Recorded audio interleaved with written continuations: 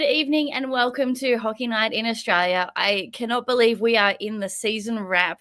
Last weekend we had finals and we are joined by Melbourne Ice championship winning captain, Matt Caruana. Welcome, Mac. Look, I saw you not long after the game in Urban Alley and you were just absolutely beaming. Are you still riding that high? Yeah, absolutely. Still riding it. Kind of said it off air before.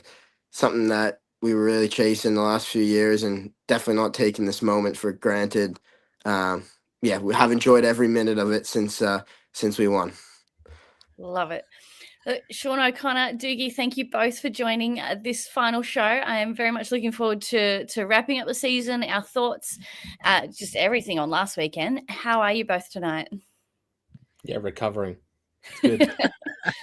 I'm going well. I was only there for 2 days on the weekend. Unfortunately, couldn't be there on the Sunday.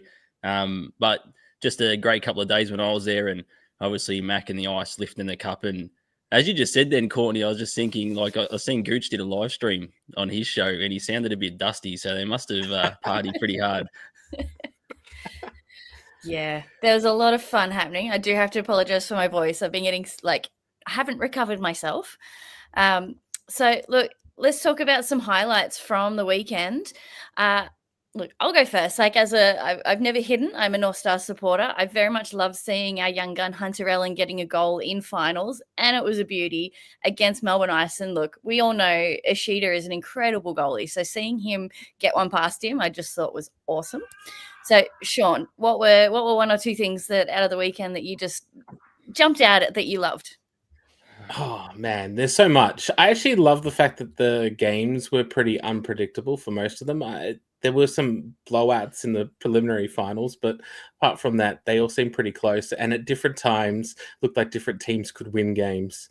But yeah, I love the atmosphere. There seemed to be lots of fans around. I really wish that I was able to go on the ground. But yeah, the coverage as well was amazing. So, lots of hats off to ATC and everyone, all the presenters there, all the photographers, everyone put in great shifts and created a great event. Yeah. Look, I can't disagree. There were just so many fans there that were just having the best time. And it didn't matter who they were supporting. It was just a hockey festival. It was great. Doogie, thoughts on the 2 games you watched? Or sorry, the 4 games you got to see over the 2 days? Yeah, well, I did watch the replay of the Sunday Goodall Cup final. One of the things that really stood out to me, and I reckon Mac might have a bit to say about it as well, not being able to watch every single game. You try and watch as much as you can, and you try and I got to a couple of Melbourne Ice games just to go there as a fan and have a look. And I was rapt that I was actually able to get one of his goals this year in the super slow-mo in the right place at the right time. But Declan Bronte was absolutely unreal across the entire final series.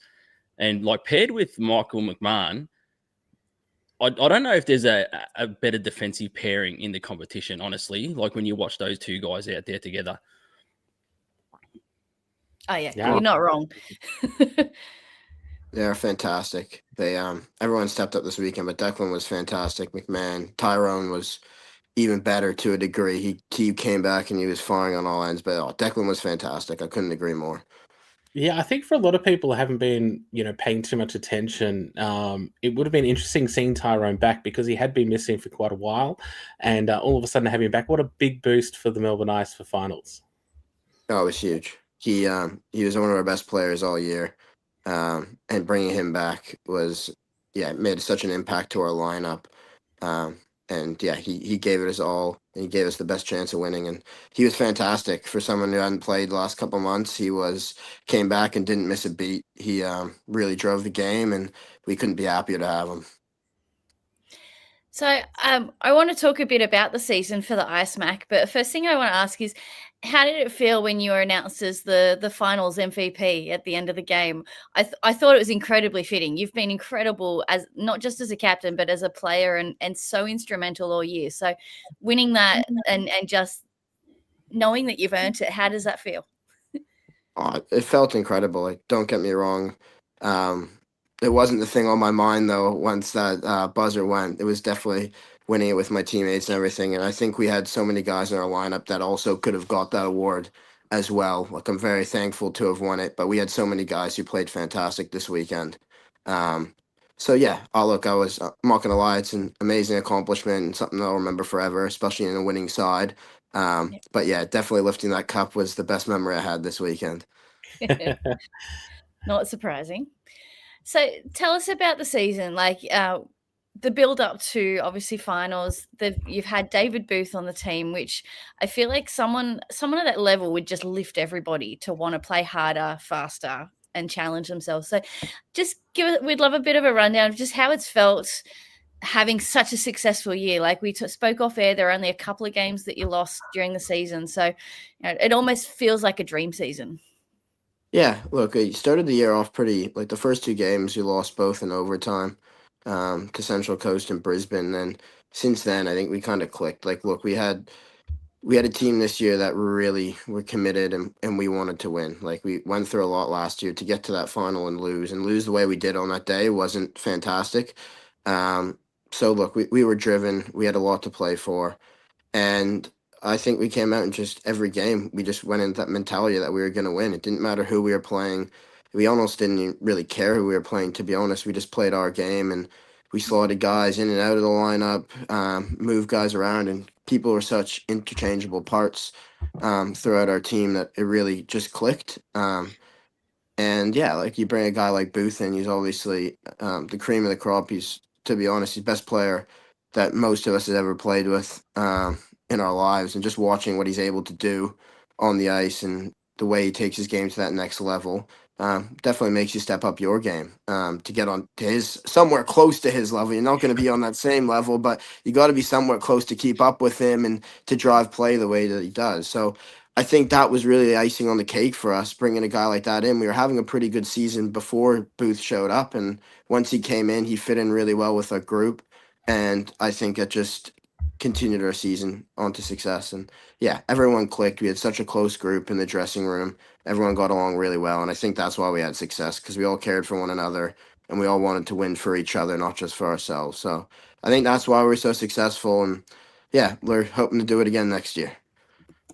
Yeah, that's It fantastic. did feel like you guys were building as well, because obviously you've got, there's obviously changes in every roster and every year, but there's a cool group of guys there who've now been together for quite some time and have been building over the last number of years, especially all your systems. Your systems seem to be down absolute pat this year. Like, you guys played very specific hockey and it worked so effectively in this league. Yeah, I think we had a group of guys who wanted to play together, wanted to play to win. And I think that was the difference. We played to win on the scoreboard, not so much for individual points and things like that. We just played a team game, and it ended up transitioning into success for everyone. Guys were selfless with the puck, move the puck around. I think you posted Schindler had the most power play goals in the league. I thought our power play just moved the puck around so well. He was a great addition. Bronte, we just had so many guys who were so dangerous that I think we were just, to other teams playing against us, you couldn't just circle one guy and say, okay, we're going to shut him down tonight. We had a group of guys who could produce, and it made it hard for us to defend. And then you go to our back end, and I think our back end was great this year. McMahon, Bronte, Kasha, Burkholt, like all the guys back there were fantastic. Stringer stepped up huge in the finals weekend. Like, everyone was great. Tatsu and Tommy, like every game they were in the net, they gave us a chance to win. There was never a game where we went into it not feeling like we were going to win. And I think that was the key part of it.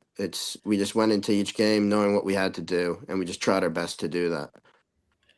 Is this one of the deepest teams that you've played on, Mac? Like, when I was looking at the forwards, it's just a forward, just like sort of focus on the forwards.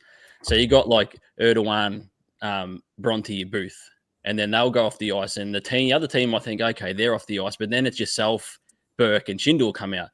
And then if you guys go off the ice, the team might think, oh, okay, now we're okay. And then all of a sudden, Webster, Powell, and Carini come out. So the lines just kept rolling and rolling. Is this like one of the deepest teams that you've ever been involved in? Oh, definitely. Definitely since I've been in the country, this is by far the deepest Melbourne Ice team we have.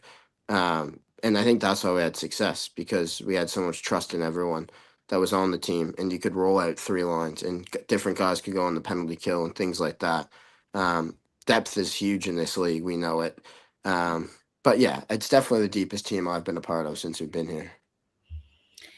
Do you find that the league's getting like more and more like quicker, more agile, like younger as well, so that depth would play a huge part against that, right? That, and particularly the goalies. There's a lot of import goalies out there of such high caliber. Yeah, would you find that helps contribute to those wins because it's not a first and second line thing? You've got so much more there. Yeah, definitely. You gotta be able to play any, like, you gotta be able to play all your guys in order to have success. Because there's games where some guys won't be firing, and you need other people to step up. So the deeper you are, the greater chance you give yourselves to win games. And I think everyone really bought in this weekend, especially, bought into what we were trying to do, and everyone just did their role and did it to the best of their abilities. And that's why we were successful.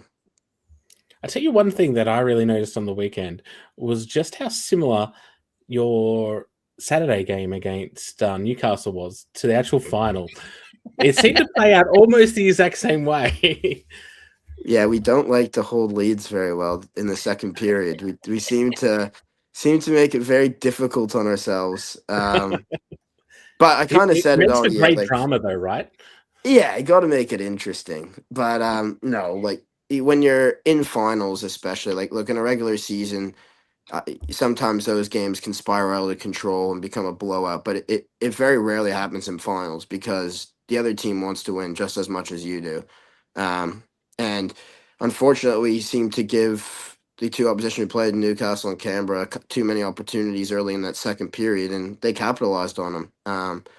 But look, we always have been a team that we've done that a few times in the regular season. And we tend to let teams back in. We bend a bit, but this year we were mentally strong, and we were really resilient. So when that happened, we didn't get too flustered like we did kind of in years past. And we really just went back to playing our game and seemed to turn it around pretty quickly and not let it spiral out of control. So yeah, look, we definitely made it difficult, a bit more difficult than we probably would have liked to, but at the end of the day, the result was what we wanted, so we'll take it. In the final, Mac, that second period, you obviously probably expected Canberra would come back at you because they're obviously a quality team and the defending champions. I felt like they forechecked with intent in that second period is sort of how they got back in the game. What was the sort of talk around your team on the bench through that time? Was it still like, okay, we're still in a good spot here, even though they tied it up 3-3? Yeah, it was kind of where we were at the day before. And even then, the Newcastle tied it up within, I think, 5 minutes on Saturday, 5 or 6 minutes span there. And Canberra, it was kind of, they got the 2 goals really quick, and then kind of took another 10 minutes before that third one.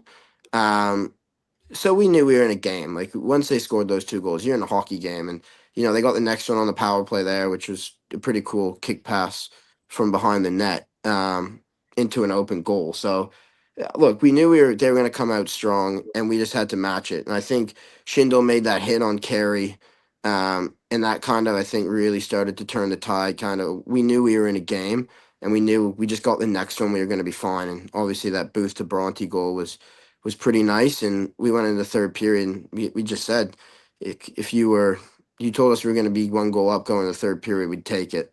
And I think we kind of just ran with it, and knew that the next goal was huge, and got that one pretty early in the third period. And from there, I think we did a pretty good job controlling the game. Tatsu made some huge saves, but I think in that sense, like, you're never comfortable. Like, never once did I feel comfortable in that third period, but I think we set ourselves up pretty well to get the job done. When Jamie Burke scored that breakaway goal, like, that felt like a nail in the coffin. Like, it did, but then I still wasn't too comfortable yet until the last minute. Then I finally breathed. I think really enjoyed the moment, but you don't want to ever celebrate. On the broadcast too, Mac. You could actually tell just how much you guys seem to finally like started celebrating with like about a minute to go. When Booth got that empty netter, it was pretty safe. It was a pretty safe by then. I think that's when you kind of saw the emotions and guys really starting to soak it in. But, you never want to celebrate too early. Like, the Canberra is a good team. Like, not that I ever thought we were going to blow a lead like that late in the game, but you just don't really want to give them any ammunition, and you want to keep playing as hard as you can until that buzzer goes. So I think we did a pretty good job of controlling our emotions in that late third period, and then finally when Booth got that empty netter and there was a minute left on the clock, I think we then started to soak it in and kind of see what had really happened. So I do have one thing. After the buzzer rings and you win, you've got all the formalities to go through. Is that annoying for a player to have to go through all those formalities before you can just lift the cup and go off and celebrate? Nah, it's all part of it. It's look, you want to get that cup, you're antsy until you get it, but it's all part of it. That best part is really hugging all your teammates right at the end and celebrating with them kind of before it happens, right when that buzzer goes, and then we had our families on the bench and everything like that, and that was pretty incredible.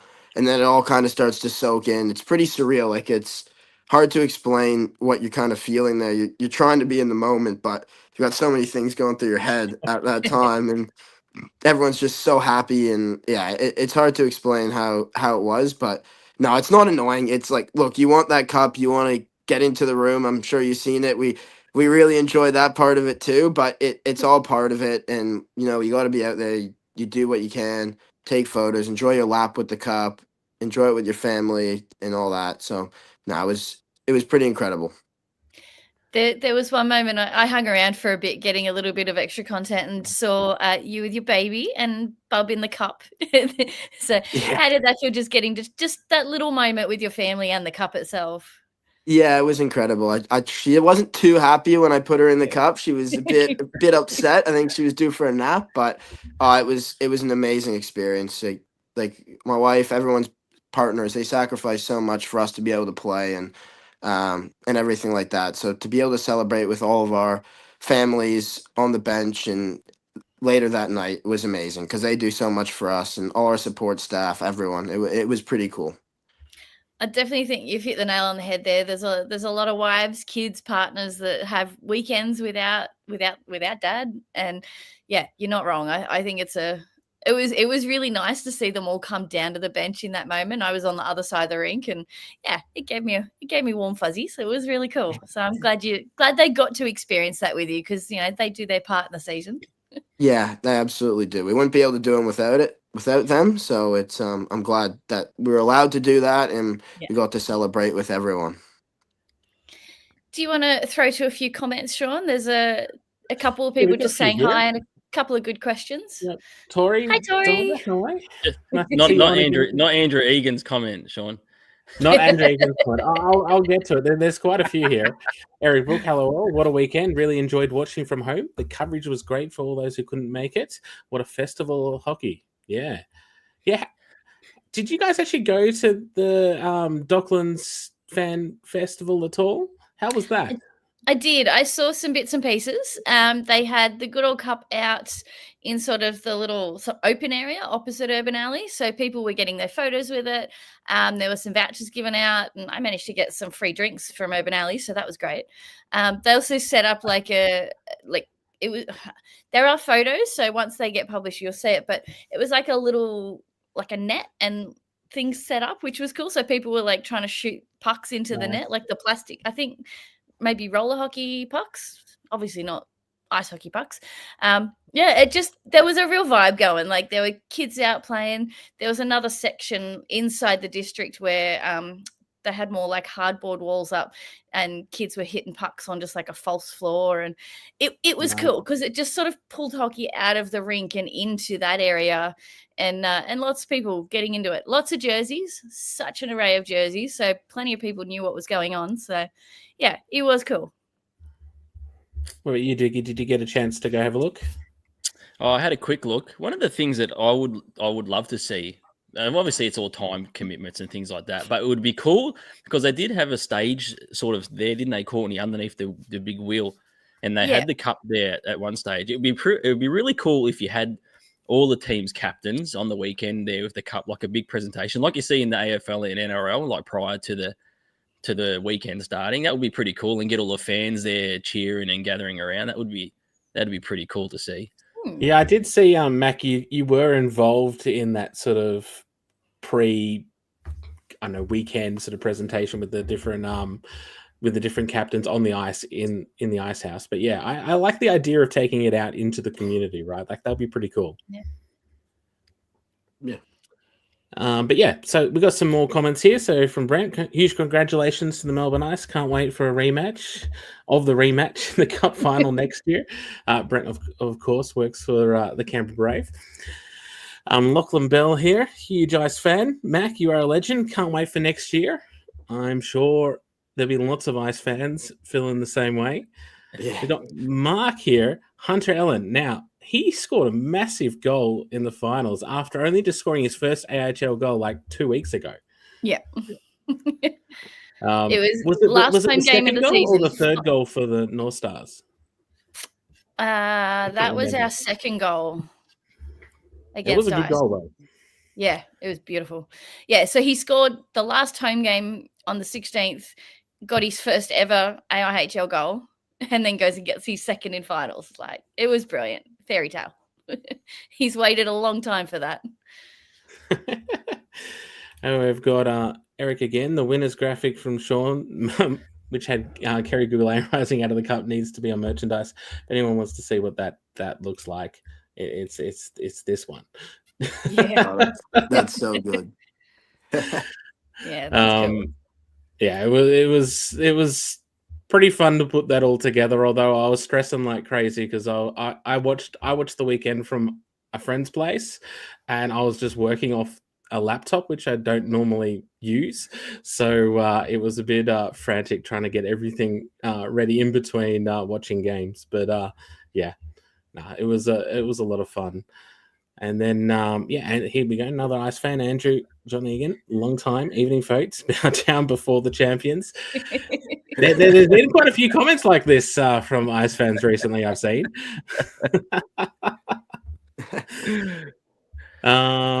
Yeah, I mean, there's so many other ones on here, but I think we can move on to the next thing. Yeah, I just got a question, Mac, for you. Obviously, like, it's no secret that I've become good friends with Gooch over the time, all this media stuff. What have you? Has one thing stood out for you from Gooch over the last 3 years, like his evolution of a bench boss? Because obviously he's gone back to Canada in the off season, but he's done work back there to improve himself as a head coach. Has there been one thing that stood out to you? I think the biggest thing with Gooch is we all know him. He's the big personality and all that, but he cares so much for his players, and he really does care for all of us. And I think that's why we all love him so much and love him as a coach is he does care for us. And I think he's gone back and learned more of the X's and O's side of it, and our support staff here were fantastic. And he's really just learned to kind of manage the emotions of the game because he gets so into it and all that, and he's done a better job of doing that. But look, he's done what he's done for this group and our team. He's the perfect man for the job, and he's been fantastic. He loves every single one of us, and it was so good to see him so happy lifting that cup as well. It's been a long ride at times, but we got there in the end, and it was so good to see him have that success, and for all of us there's guys who have been here for ages. Some guys were around the last time we won it, but it felt like a long time in between drinks. Gooch did a fantastic job with this group of guys. And I think, his biggest strength is how he deals with the players and how he communicates and cares for everyone. Yeah, I look at how much you guys have changed from the first season he was announced as head coach compared to now. Like, I remember that first year, you guys didn't have a huge defensive record. It was more or less trying to outscore everybody. It was fun hockey to watch, but you guys seem a much more complete unit now, with much smarter hockey being played, and I'm sure he's probably played a very big part of that. So as well as all the other support stuff. Absolutely. Look, you don't win many grand finals 14-8, and I think we did learn that we need to start keeping the puck out of our net a bit more. We had the firepower to do it offensively, and we knew that if we could keep teams to under that 3-goal mark, we were going to be successful. And I think that's what we tried to do for the majority of this year, and having Tatsu in our defense definitely helps. But it was more of a team commitment to defense and not just hanging guys out to dry and cheating for offense. So I think that's what we've really cleaned up on, is playing a complete game as a team and then breaking out as a unit and attacking as a unit compared to what years past we're kind of more individualized and sometimes at times we cheat for offense and we knew that doesn't really win championships. Is there anything this season that stands out to you that you felt like you learnt from Kerry? Because I know every coach sort of brings something different.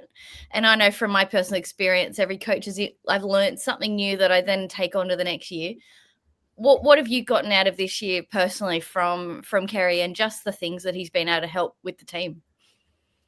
Oh, look, I think the biggest thing is he's a pretty sorry. He look, he comes to the rink every day with a smile on his face and really brings that positivity to the group. And I think that's what's we didn't really let ourselves ever get on a slide. And I think he was a big attribute to that. Kind of even after if we had those 2 hard losses in Canberra, then it was kind of just move on. We didn't dwell on it too much. We talked about the mistakes we made, but we didn't harp on it too much where it became a negative. Everyone on our team knew that we played 2 really poor games up there. It wasn't a secret. We had a group of team. We didn't really need to bang on and on about it to the point where that was the only talking point. And I think Kerry just kept it light and kept our group ready to go. And it was just move on to the next game.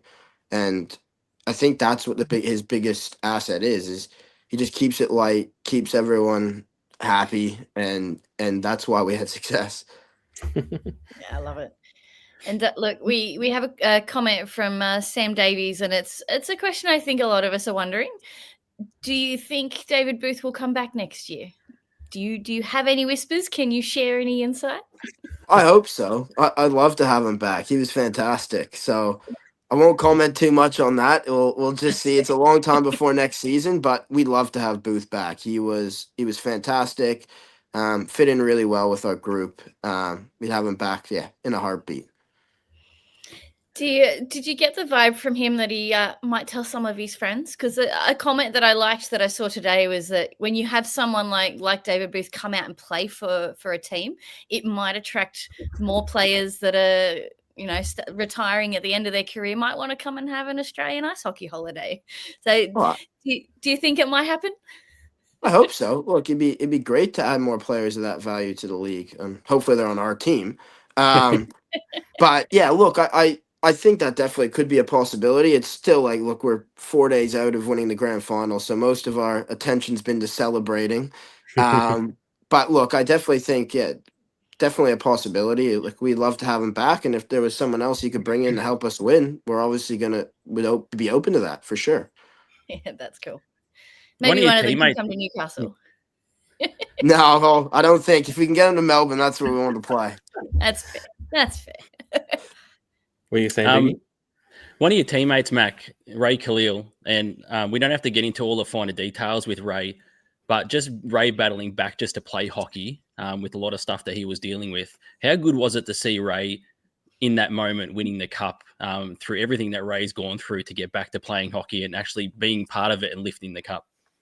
Oh, it was fantastic. He did so much work in the off season, dedicated himself to so much fitness and getting his body to where it needed to be in order to have success. And look, he works his butt off every day in the gym, does all the right stuff off the ice. So seeing the way he worked all season, it was huge. It was great to see him with a big smile on his face. He's a great team guy. He'll do anything for you. Does anything for anyone on the team.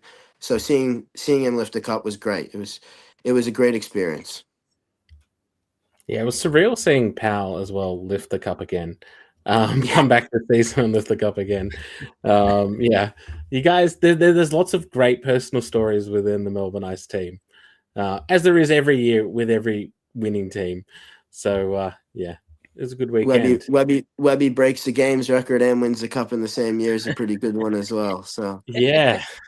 Yeah, we were talking about that earlier this year, especially considering he's been basically a one-team player other than his 1 year out where he played PHL. He's just been at the ice the entire time. To break that record is unbelievable. Yeah. Oh, it's huge. It's huge. And the longevity in this league, it's so hard. We're not professionals. We all have jobs, families. It's so hard to keep doing that year in, year out, with all the other commitments he has, and we all have. So really hard to get there. It's going to be a very tough record to break, I think. And look, yeah, we love having him around, and it was so good to see him do it and kind of celebrate that with him on the day, and then to carry that celebrations over this weekend was fantastic. A couple other comments here. Andrew is coming in 2 trophies for the Khalil family: the Goodall Cup and our inaugural first goal contest. I think that was what the Melbourne Ice fans were running this year. They were running that contest.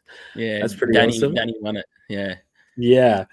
I thought it was a great initiative. It would be cool to even do that league wide for all the fans. But yeah, good to see that start with the Melbourne Ice, and then yeah, we got. Danny said she didn't.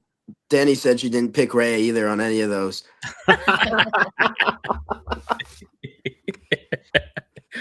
He said thanks to Bronte and Schindel was, I think, the words I heard on Sunday. Yeah, I must admit, how big a surprise was it about Schindel this year? You know, he was shopped around at the beginning of the season. Melbourne Ice picked him up, and I think he kind of surprised people. You know, came out of left field. He wasn't a import that everyone was talking about at the start of the year. Yeah, look, I think at times, like, leagues overseas are really hard to put up points, and you play different roles on certain teams, or depending on how your coach is, with what team system you play. There are teams that try to win games 2-1, and that's all they try and do. They may play a trap system. They may play where scoring's not the be-all and end-all. And Gooch spoke to Colton's coach, and he said, take this guy. And I think I got asked the question. I said, absolutely. Like, look, he's played good hockey. I'm sure he'll be fine. And he was fantastic this year. He is not only a great hockey player, he's a great guy off the ice. He fit in so well. I can't say anything more than the guys we brought in this year, how well they fit into our group. But yeah, Schindel was fantastic. We knew kind of the first couple of games, okay, this guy can play. And he didn't let his foot off the gas. He just kept going. A few injuries throughout the year, missed a few games, but every time he was in the lineup, he was dangerous and scored 33 goals, which is pretty hard to do. So I can't say more good things about him. He was fantastic. I don't know if you remember, Sean. I put up a post in the AI fans earlier in the season, and I was like, "Why isn't anyone talking about this guy?"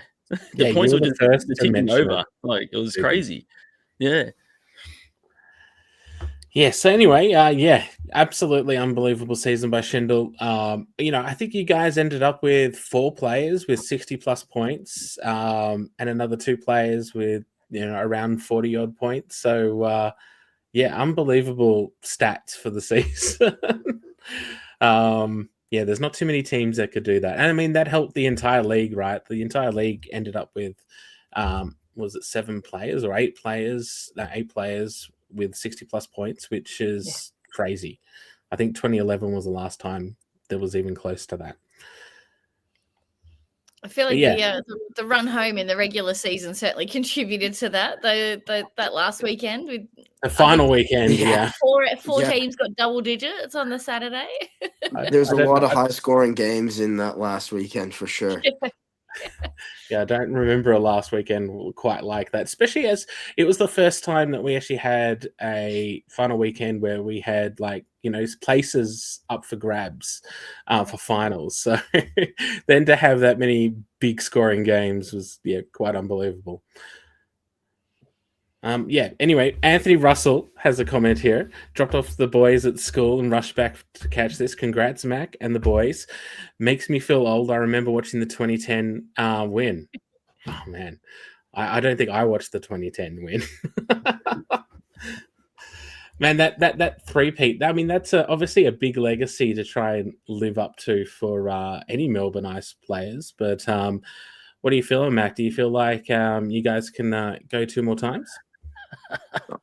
I'd love to, but it's not going to be easy, and we know that. So we got to enjoy it right now, and definitely going to give it a shot.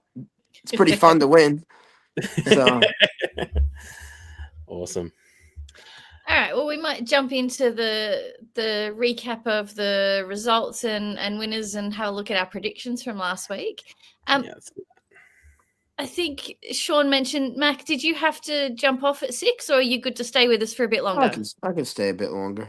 Excellent. Just let us know if you need to run. No stress. So yeah, let's look at these results. Obviously, the North Stars games were the ones that I had a personal interest and stress in, and we went up 6-1 on the Friday night, which I thought it was a great game. I don't think Brisbane let up while they weren't getting the goals at the other end.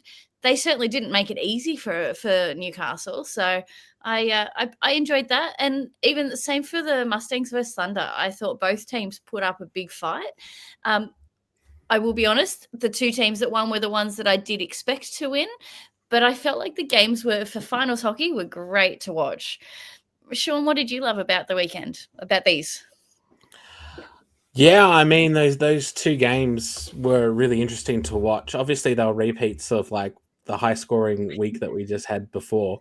So didn't expect them to be as high scoring. And so yeah, the games were much closer, especially that first game between the Mustangs and the Thunder. It really took a while for the Thunder really to get into a position where it looked like they were going to win. The Mustangs really were playing quite good hockey. But in the end, I think the two teams that were probably the most likely to win won and went through. But yeah, it definitely, I know having so many games on a finals weekend still feels odd to me. I'm still so used to the 4 teams, 3 games. But yeah, it's great for the festival, right? Yeah, it certainly felt more full to have 5 games to watch, but I do think, in particular, watching the Newcastle Ice game, there were some of the North Stars that did the exhaustion kicks in. I think you've got not just travel, but then you've got the night before backing it up into another game. It's a lot on these guys' bodies, and you know they're not full-time athletes. We get to train a couple of times a week, but everyone's got to go to work as all normal human beings. And I do think it's an incredible challenge to, you play 2 games a weekend, sometimes 1, all through the regular season. Then all of a sudden in front of you, you've got that potential of 3 games. So yeah, I do think it's challenging for them. What about you, Doogie? Well, the teams that I predicted to go through went through, so I was pretty happy about that. As a Mustangs fan, obviously you want to see your team go through and win the whole thing, but I was just there for good hockey. I only caught about a period and a half of that first game. By the time I got there after work, one of the things that really stood out to me from the Perth Thunder was Riley Langille getting a goal and an assist and 2 points. I felt like this season Riley got back to a bit of form that we seen a couple of years ago in the AI, so that was really cool to see as well. And the North Stars are just a bit too strong, and we've spoken about it a fair bit with the Lightning. It's their 3rd season in. They're slowly building. They're trying to build a culture in their club up there. Still can't get over that Friday hump for the Lightning. So that's sort of the next step, I suppose. I do feel they are playing better each season though in the finals. Yeah, I agree. It does take a while. I remember like when the Brave came in 2014 and all of a sudden they made finals after the Canberra Knights never made any finals. And, it took a while. Like I think it was the first game against the Melbourne Ice. I think it might have been. And they got absolutely hammered by the Melbourne Ice in their first finals appearance. And it took a few years before they started to win a game. And then all of a sudden they were making the grand final and losing the grand final. And then finally in 2018, they actually won. But it can take a while to win finals hockey and to have that sort of mentality, because it's very different to a regular season game. And they do have I don't know the stats are just going off the eye. They seem like they do have a young squad. So they got like Luca, etc. on the back end, who's quite young, and some of their forward group is young as well. And then obviously Matus in goal is not a veteran. I suppose that's going to play a role in the longevity of a season as well. We've seen at the back end, they lost 7 in a row until that last Sunday where they got a win. So maybe it is that long season and trying to continue it a little bit further into the finals, I suppose. Yeah, I think the Melbourne Ice. I meant Brisbane Lightning. They did seemed to be a bit short when it came to finals. I know that Batu Gendanov, for instance, only played like one shift in that game, and he's a huge player for them. So to lose someone like that and already be an input down is pretty hard. Yeah. But returning next season. So that's good news for them. Returning next season. I also did see on Instagram that Josh Adkins seems to have indicated he may be returning next season too for Adelaide, just as a bit of side note. But we'll see if that comes off or not. It would be great if he does. Yeah. Adelaide's push next year, guys. I don't know. Like, they just need to start right from the beginning, and they could make finals. How do you guys think about the two Sydney teams coming back? Do you think that's going to be quite different? It's going to really change up the league again? Absolutely. I'm so keen personally because seeing little photos of the rink and how it's looking, we're going to have another rink with glass. They've got new seats, and I think the capacity's gone up a bit. I just think overall having that 10 teams competing again, just it pushes everyone. It makes everyone's got to work harder to make that top 6. There's more of a battle. I think it's going to be great. I think out of those two Sydney teams, I think the Ice Dogs will try and continue to build, but I think the Bears, I think just looking at history, they will want to make a splash. It's the Sydney Bears, and they're going to try and go all out to get back into the finals and win the cup. That's just what they're about. So I think it's two different sides of things with those Sydney teams. Wait, you, Mac, what do you think about the Sydney teams returning? I think it'll be good. 2 more teams coming back. It's going to make more imports coming in, more local guys going to be given a chance to play. It'll look, I don't know. I thought this year was really strong because you had some of those top guys from the Sydney teams go to other teams and make them stronger. But then there was also a lot of guys who missed out on hockey this year too, which we don't want. Daniel Pateke, he was like a captain of Australia, and he was not playing this year. Yeah, well, it was only 3 guys. What was it? 3 Sydney guys per team that someone could take. It wasn't, and look, with like we spoke about, with guys trying to fly interstate and that, it's not always practical with people's jobs and family commitments, etc. So there was a lot of guys who did miss out on hockey with those 2 teams not in the league. So it's going to be good to have them back. It'll be interesting to see what it does.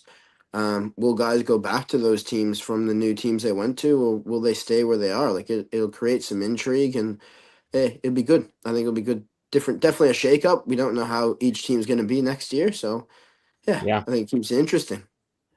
Yes, we got a comment here from Carl Hines of the Melbourne Ice. We need the Sydney teams back for sure. Makes the league stronger. And, here's Anthony Russell saying Adelaide for the lot and Darcy Flanagan as finals MVP. Get down to the bookies. That would be something, right? That would be something. And then your mate here as well, Tyrone Bronte. Thanks for the coverage this year. Hey, Mac, get any sleep over the last couple of days? Not as much as I'd like, that's for sure. How about Tyrone? Did you get any sleep over the last few days? He was on a flight, so hopefully he got some sleep. He's back in the States now, so I'm sure he would have got some. And then Tori Diver here. I personally love the Festival of Hockey with the top 6 over the 3 days. I love that everyone is together for the pinnacle weekend of the season. Yeah. On that, it's not just all the teams, but all the fans. And I know Tori and I got the chance to spend time with some friends of ours that live in Melbourne that support the Brisbane Lightning. And, it's a lot of fun when you get to meet those fans that not only come and visit you at home, and do you, of course, we get to actually spend time with people that we talk to through the season, but you're finally all in one place to do it. So, yeah, that's always great. Awesome. So speaking of the games and our predictions, we can move into some of our predictions. So here was our results, guys, of our bracket predictions. As you can see, Dookie got everything right other than the grand final winner. 4 out of 5 ain't bad, Doogie. I should have backed Mac in. I got 1. I reckon Mac's seen these predictions and he's gone out there, scored a short-handed goal, which is ridiculous in a final, and then gone into the third period and thought, I'm going to put this to bed. I wish I could make it work that well, Doogie. I wish I could. Oh man, and yeah, Courtney, you did quite well as well. 3 out of 5 right. I mean, I love my North Stars, but I knew that the Saturday game was going to be tough. I don't know. Mac, did you find that the going in against the Brave was like a bit of a mental thing as well, knowing they'd beaten you 3 times? Because for me, it went the other way. I knew Newcastle hadn't beaten you guys in the regular season, so I was like, I don't know.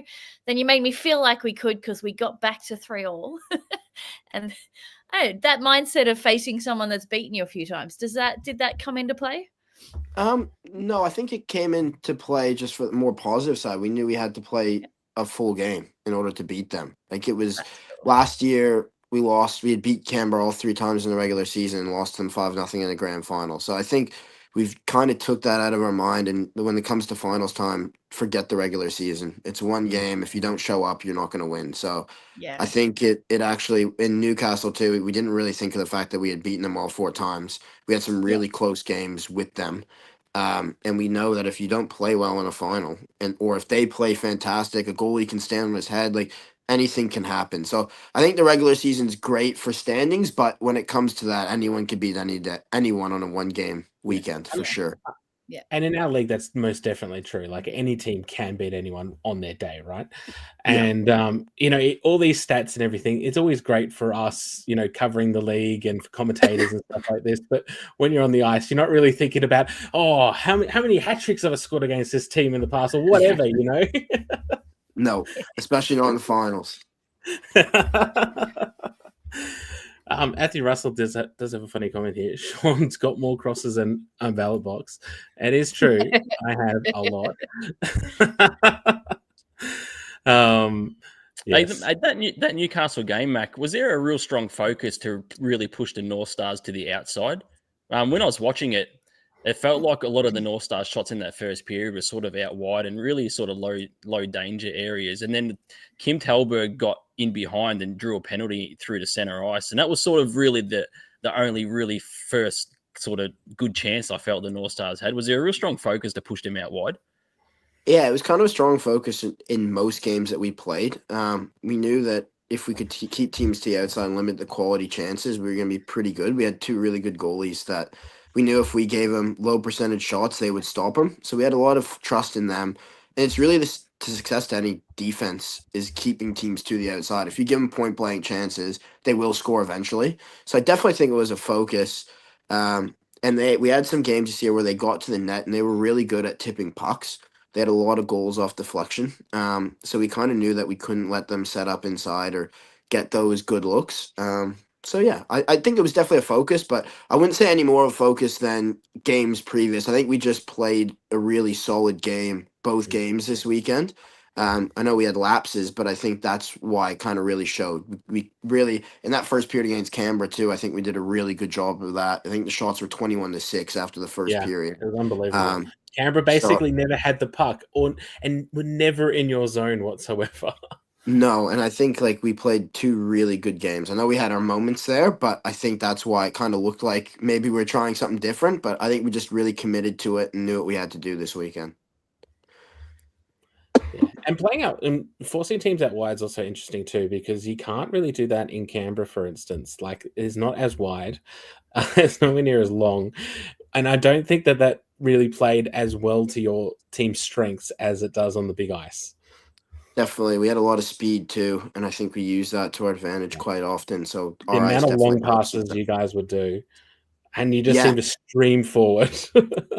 They clogged up the neutral zone quite well up there. There isn't much of a neutral zone to begin with. So yeah, and it plays a factor. Different dimensions of ice everywhere. You kind of got to adjust your game to suit, and yeah. Fair enough. All right, so our next lot of predictions we had were about the season awards. First, going to bring up what the actual awards were. So, Hugh Hikosaka won the MVP. Wahid Dargay won the Australian of the Year. Bray Crowder got Defenseman of the Year. Alexei Toivonen goaltender. Then we had the dual winners for the rookie. Is it Atom? Artem. I don't know how to pronounce it. Artem. Yeah. Steve and Luca Loria. And then, Ben Bro won the Coach of the Year. And then yourself, Mac, got Finals MVP. Our predictions were not as straightforward as that. Myself and Doogie both got 2 right. Courtney got none. Look, I want to jump in straight away. This is partly why I wanted to do these predictions, because there were so many players that deserved some recognition for their hard work.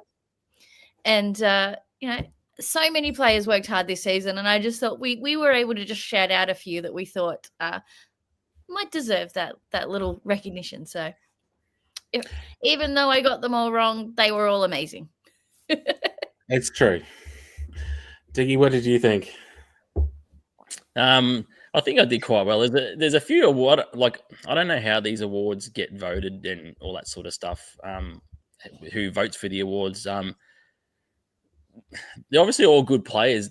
The people that are on this list, there's just a few that I would have given to different people. Like, the one that stands out for me is the coach. That's the big one for me. I would have given it to Kerry 100%. It's just when you lose 2 games in regulation all season, and then your team goes undefeated to win the cup.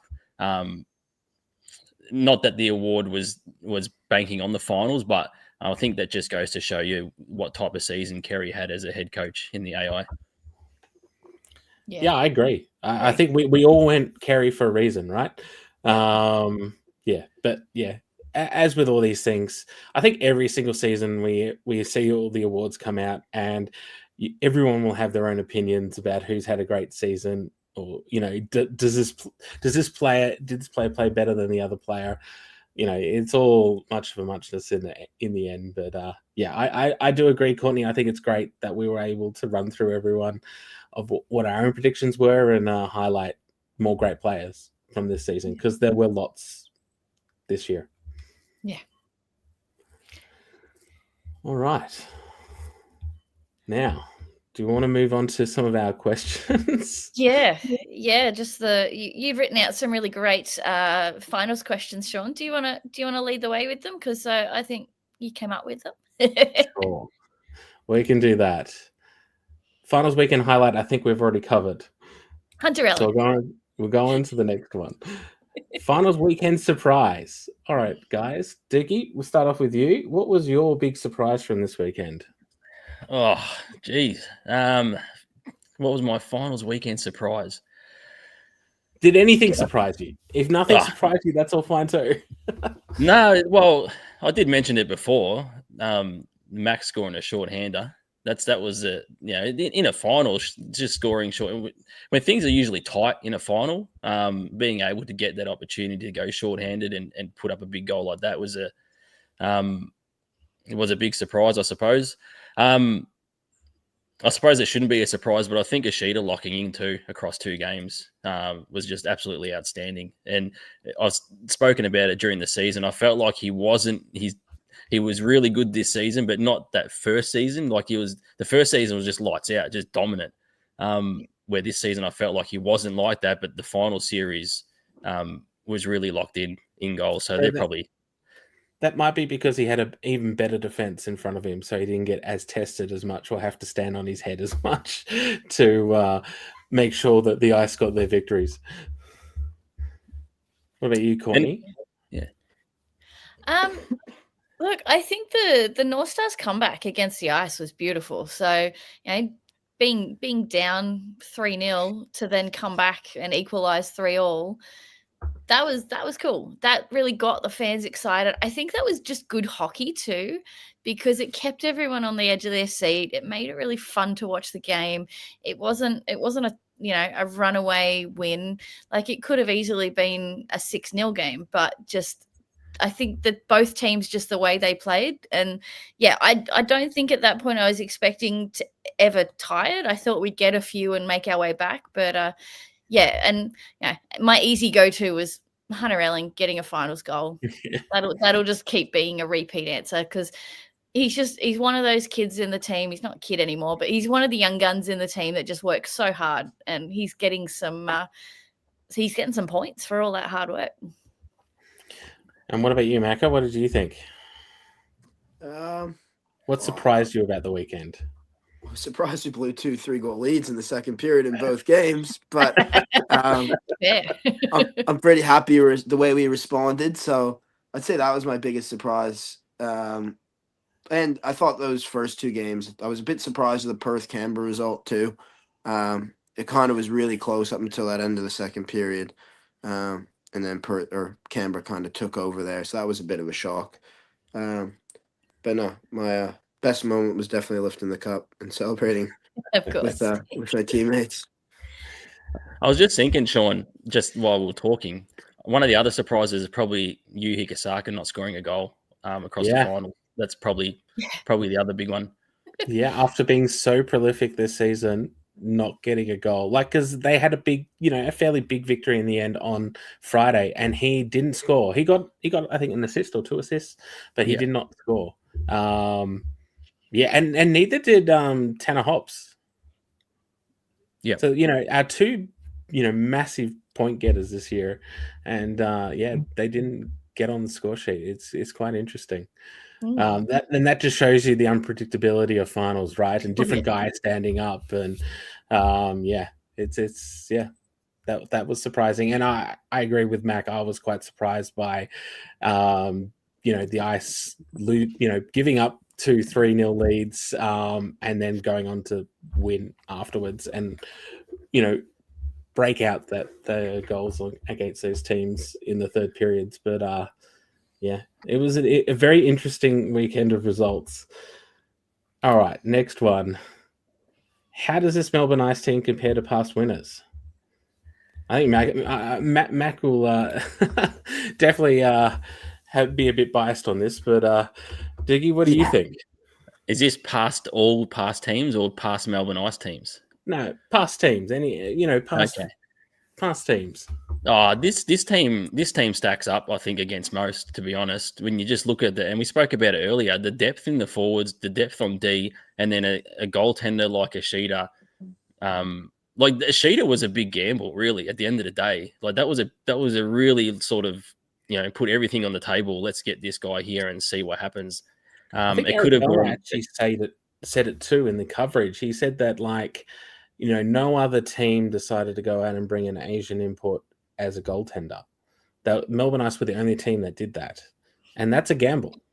Yeah, and it's everything, and Mac would be able to attest to it. It's not just on the ice. There's so much to it in terms of language as well, like coming to Australia and not maybe speaking English, obviously 100%, things like that. So there's so much into it. So when you put it all together, I think this Melbourne Ice team stacks up against any other champion that we've seen, in my opinion.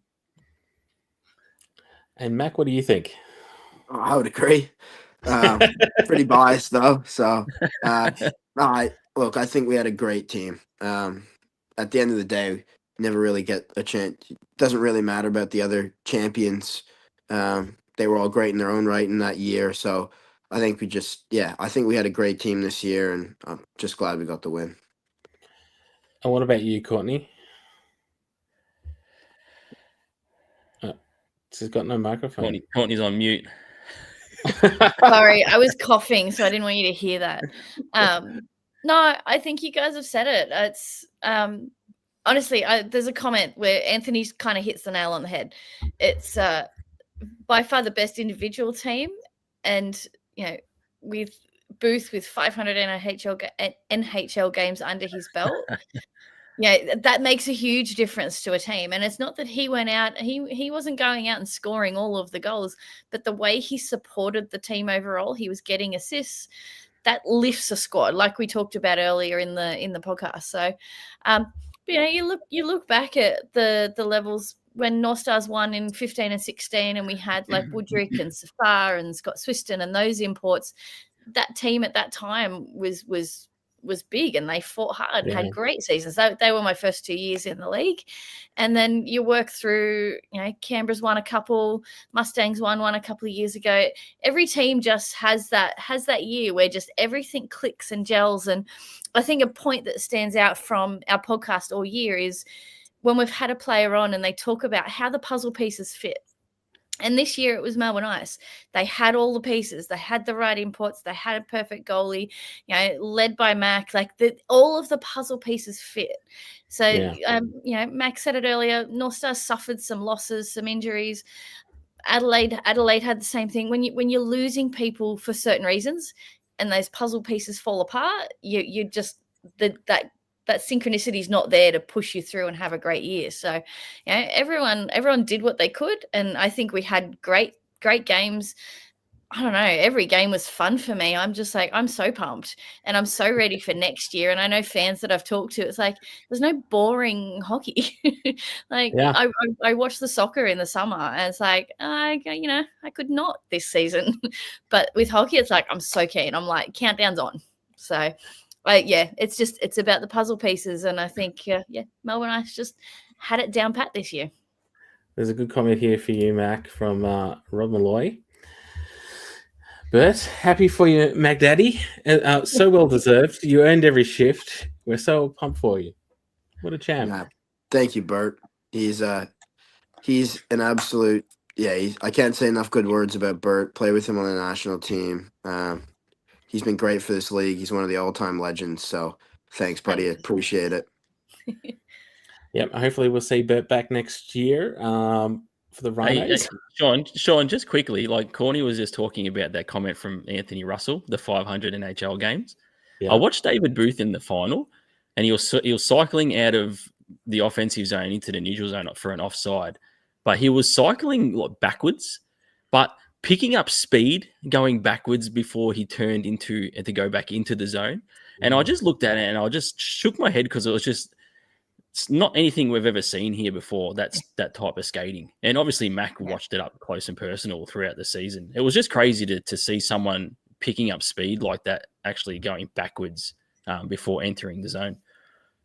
Yeah, his work ethic is second to none. There's a reason why he played in the NHL. There's a reason why he's had success. He works extremely hard. He's in the gym for hours before practice. He practices here like he would in the NHL. I'd say he works extremely hard. So just seeing that and seeing how hard he pushes himself, it definitely makes you push yourself harder as well. Just to follow up, big hugs.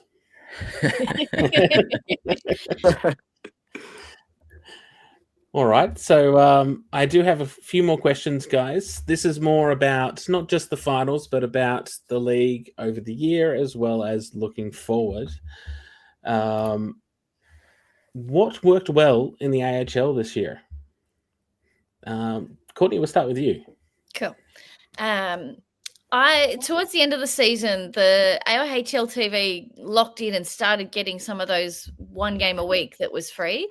And I think that was great. I think there's so many people that are on two sides of the fence with the streaming platform and getting hockey out to people.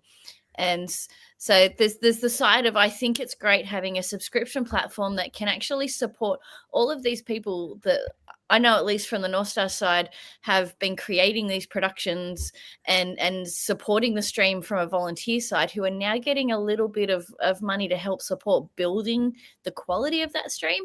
So I'm such a fan. And when you can get people watching one free game of the week to show them, hey, look how amazing this sport is. And they were picking great games. I felt like particularly the last like 4 or 5 were really interesting, juicy games. So they were getting a chance to watch ones where both teams had something to lose, and it was like really key games, and they didn't disappoint. So I know not everyone loves the stream, and there's always it's always 50-50. Some people it's fine, and I know I've had a great experience with it. Some people it's been glitchy, but every year it will keep improving. So I'm a fan of the fact we can get it out to people who can't always travel with the teams to see them live on away games. Yes, unfortunately, Disney Plus had a bit of issues on the Sunday. I know that most other platforms it was quite well done. And, it was pretty big on the weekend actually having ESPN coverage. It definitely increases the reach for the league. I must admit, I really loved, as far as coverage wise, I really loved how we actually had intermission reports and chat. That was so good. I can't wait. I really want to see that during the regular season now as a fan. What about you, Doogie? There's two that stand out for me. One's AIS Arena. I think that's just been a massive thing for the league, not just for the Brave. There's obviously a lot of things to iron out there in terms of like the benches and the penalty boxes and things like that. It's a lot of makeshift sort of stuff. But in terms of like exposure and getting the crowds in and things like that, I think AIS Arena. And then obviously the second part I just said is bringing people through the gates. The rinks are at capacity. Like they're selling out. And like I get memories on my Facebook from back in 2011. I'm at a Mustangs game and there's all these empty seats and no one around the glass. And now you're selling out regular season games. So every rink around the country is at capacity. So just being able to bring more fans through the gates and the AIS arenas are two things. And even my time in this league, like on that point, I remember watching, because, we used to be able to only really watch Melbourne games on streams, right? And I remember, and Newcastle games, and that was basically it. But I remember watching a Melbourne derby once early on. This would have been, I don't know, 2015 or 2016, something like this.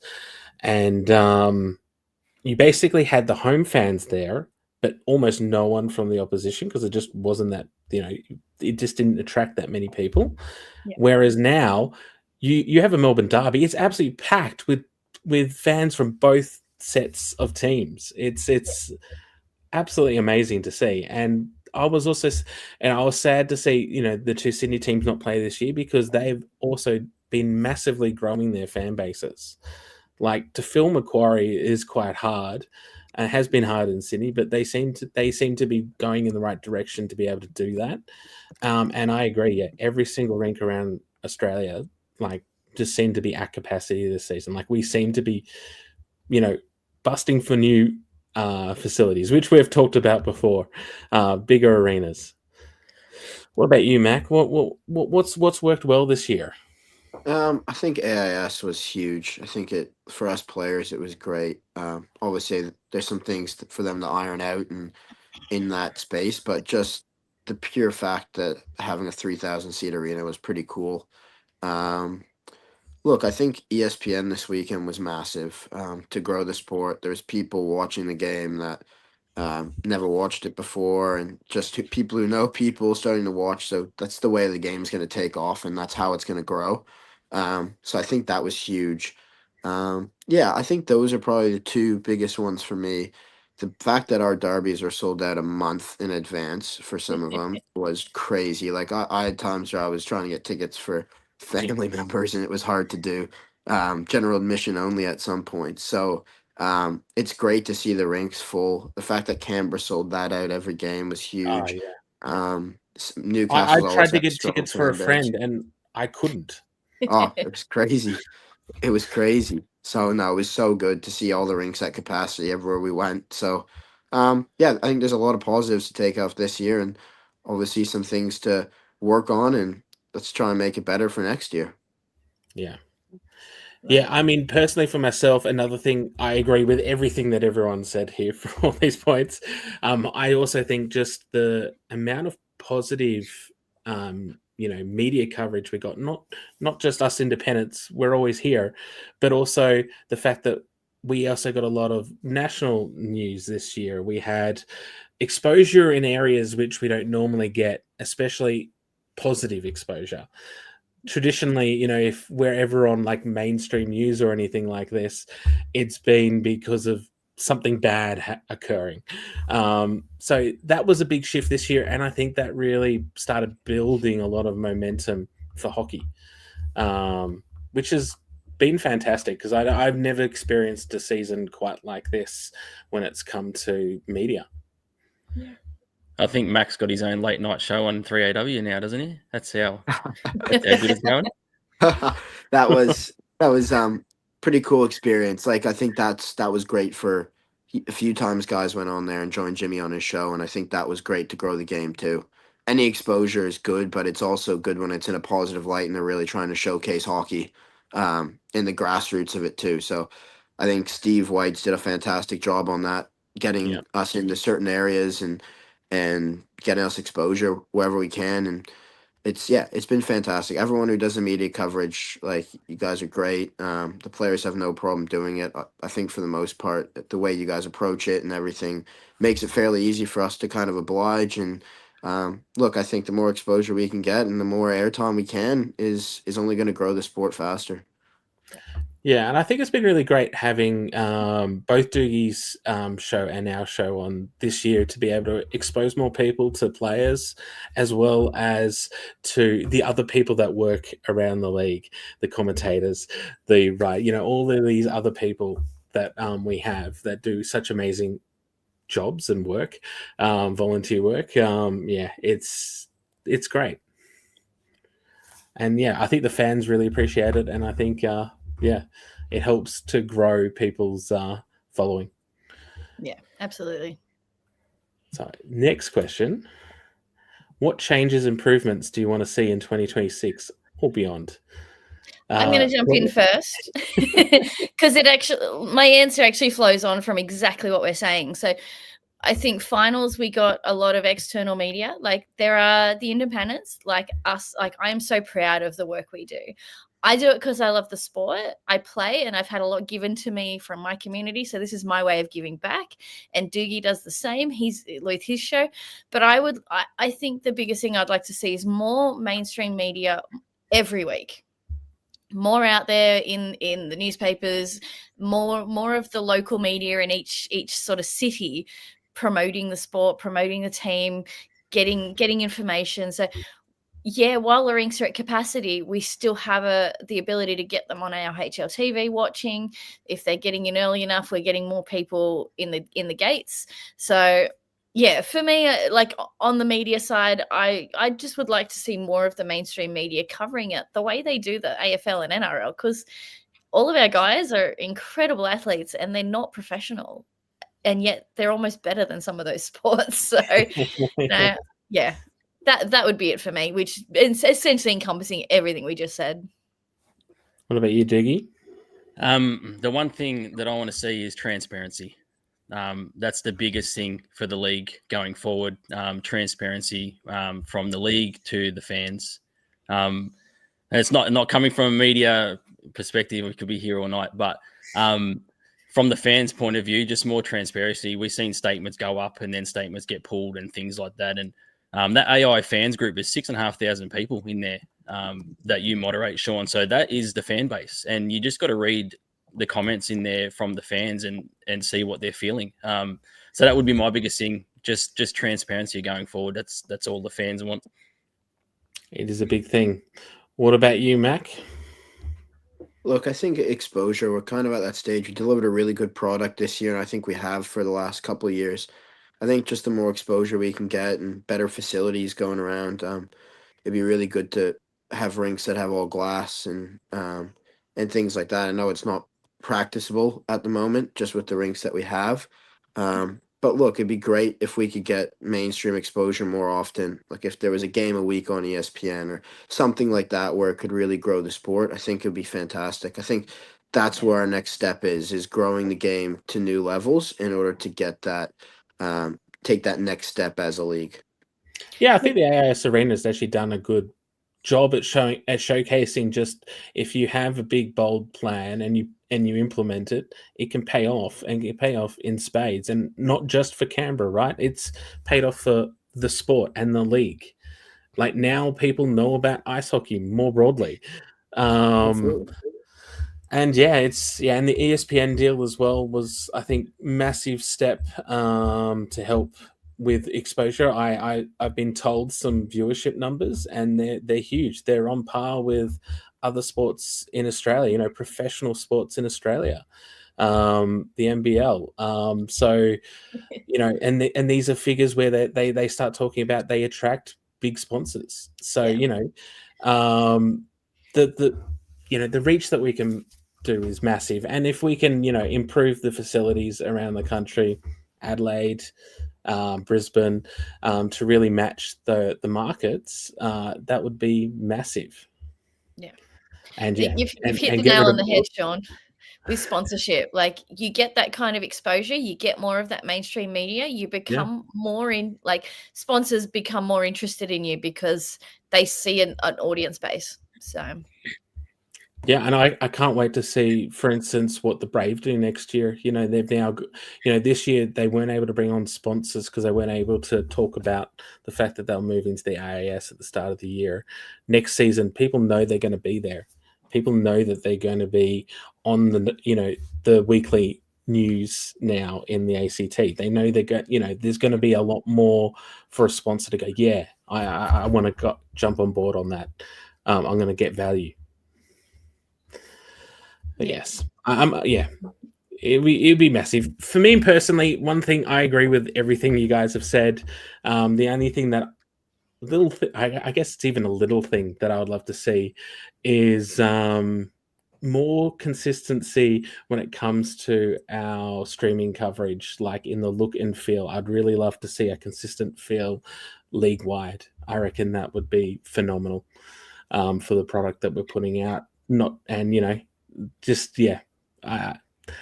already do such a great entertainment and product on the ice, in the arenas. Like, they're so much fun. But next thing is to raise that professional level when it comes to our streaming. And I know how hard all of our production companies work. It would be great to see that professionalism even go even higher. Yeah. And then finally, I've got one more question. What are you looking forward to next year? I think we might have already answered some of this. 10 teams. 10 teams? Yeah. Doogie, what about you? I'm looking forward to being a fan. As people probably know, that I'm taking a break from all of this, like, official media tag anyway. The grind of doing it for so long. I think I need to have a break and just be a fan and watch some hockey now instead of running around like an idiot during the games. And then you get people asking you what was the game like, and you don't know because you're behind the lens trying to capture the game. So that's what I'm looking forward to, just being a fan in 2026. And I hope you have fun. My morning show might still happen, who knows, and I might return at some stage. But as official media sort of stuff, that won't be happening. But looking forward to just being at the rink and banging on the glass and chirping Mac through the glass as a fan in 2026. I was going to say, now that you have more time to think of it, you're going to jump to the ice, aren't you? No, Kerry, I think we've got a comment here too. The next big break in the media will be the coverage celebrating when Doogie wins the trophy at ISHQ coming up. No, I don't think so. Not Division 10 hockey at ISHQ on 18. You must be having fun playing hockey though, Doogie. It is, mate. It's good fun, yeah. After, as I said previously, after not playing it ever and just watching as a fan and covering it as media, to actually play it and just continue to get better on the ice, it's the greatest sport in the world, in my opinion. So to actually play it, doesn't matter what level you play it at, you're just there with your friends and having a good time and all that sort of stuff. It's super cool. And Mac gets to do it at the highest level possible. Pretty special. Yeah. So I'll just run through a couple of the other questions, all the other comments we've got here. Chris Langell, thanks for all your work this season. Great to meet you guys at finals. This is Courtney and Dukes. Grats, Mac. Thunder next season. I'm sure that there will be a lot of people that will be hanging around for a Thunder victory. They've gone so many final series now without a victory. So they've been getting better. But just shy so far.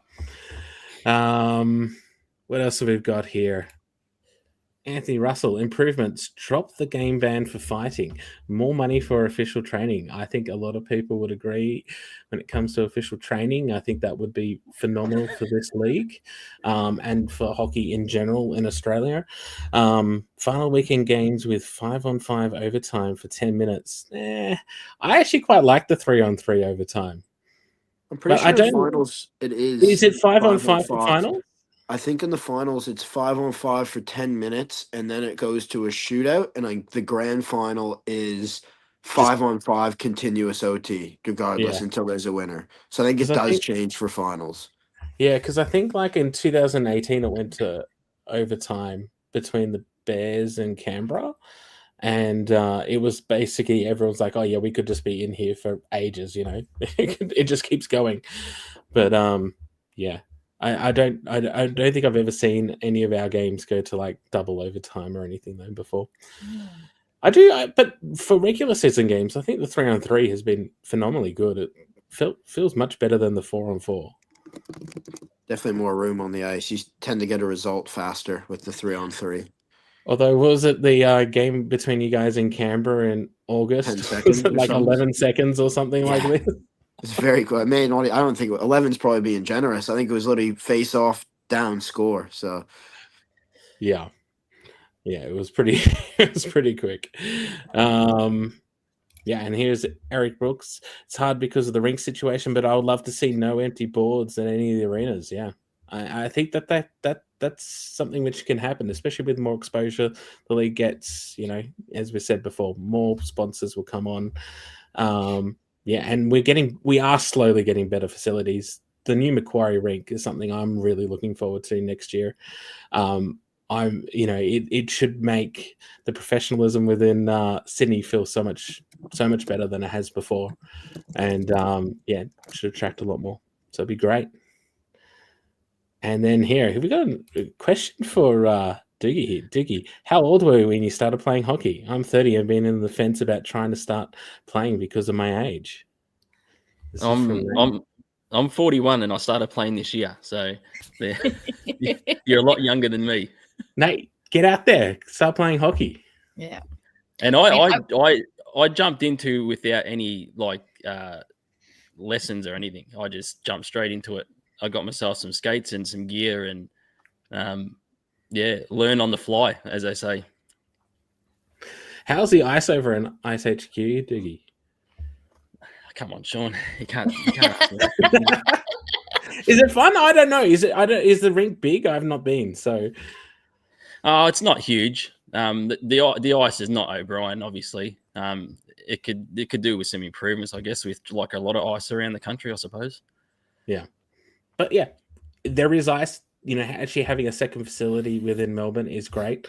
I think Melbourne could definitely go probably even with a third facility somewhere. It's that got big. three. You got three? Yeah, they got Oakley as well. Oh, they need a fourth. They need a fourth. Yeah, right. Yeah, Oakley. That's where the ice used to play. It's been a long time. Yep. All right, guys, I am going to throw to final thoughts for our final hockey night in Australia. Any final thoughts before we wrap? I have a few, but I'm going to let you guys go first. Sean can go first. No, you start, Doogie. I can't think of anything. From my point of view, thanks for having me on the last 2 weeks as a guest. It's really cool to jump on and talk hockey. As I said to Sean, when Sean was on my show on the Saturday, we spent an hour talking after the show. So we can talk all night about hockey and stuff like that. But just from me to everyone, just thanks for the support over the X amount of years that I've been doing this media stuff and slugging away, founding 2 different media platforms for hockey here in Australia, and people giving up their time to have a chat. I know Mac was involved in my Melbourne Derby articles I did last year, just having a chat with Mac after the game and things like that. So just, giving up the time to help promote the sport. And we do it out of the love for the sport. Like, there's no money involved with any of this sort of stuff. We're not ESPN. We're not any major newspaper. Just from my behalf, just thanks for all the support, and looking forward to 2026. What about you, Mac? Any final thoughts? Not too much. Not Thank too the much to say. fans. Like, that's just thank Thank you the to you guys for fans. all the time you give. Yeah. Look, thank the fans. Thanks for Yeah. reminding me, Courtney. But yeah, look, the fans are huge. The media, you guys do great work as well. You guys give a lot of your time and to try and grow the sport, and I think everyone's kind of on the same page with that. And obviously, thank you to like all the teams and their staff, and they really make the team tick. Like to all the physios, to everyone who helps the players be where they need to be on game day. I think that's probably my final thought. Yeah, Sean? no, I think I'm going to do the same. A lot of thanking of, all the fans out there for the league, all the players, all the backroom staff, everyone who works behind the scenes as well. Like everyone puts in so much time into this league and this sport. It's amazing. And all for the love of hockey. Yeah. Yeah, I hope I don't miss anyone, but yeah, my thank yous I particularly want to throw to everyone that's just week in and week out in our chats. So people like Anthony Russell, we've had Eric Ballner in there, we've had Andrew John Egan, Corey Katina, all these people, like Tori as well. I couldn't do what I do at Newcastle without Tori. Everyone that supported us and our platform, I'm so grateful that you've just been here every week, because that keeps us going. We know that you're out there engaging with our content. To Leroy at Caribou Kingston, who's been in and out of our chats and just such a big supporter of our platform. I'm very grateful for him. Look, a big one to Sean. You and I have had a hard year of the two of us just pushing content out constantly.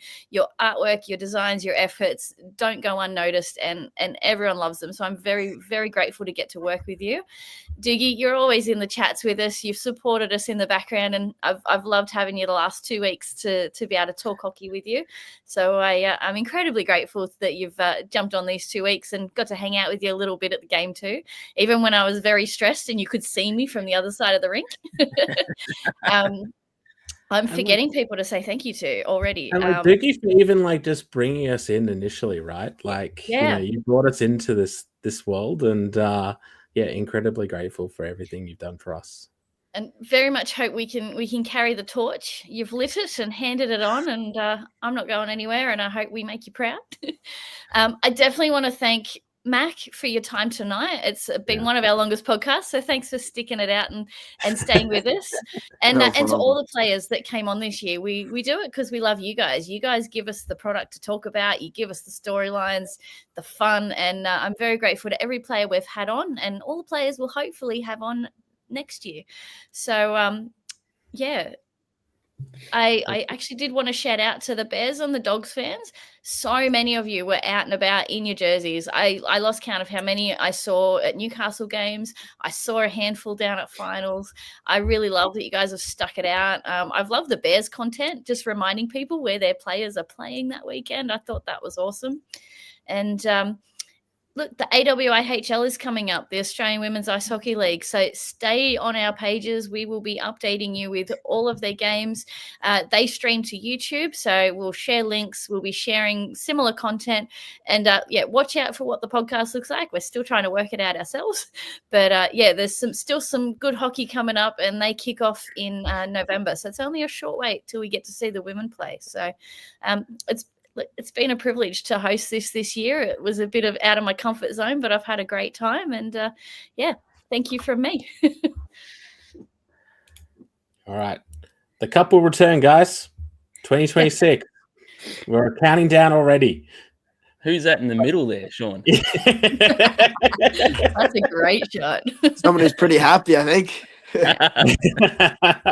All right, guys. Cheerios. Thank you, guys. Thank you for having me, and thanks for everything you guys have done this year.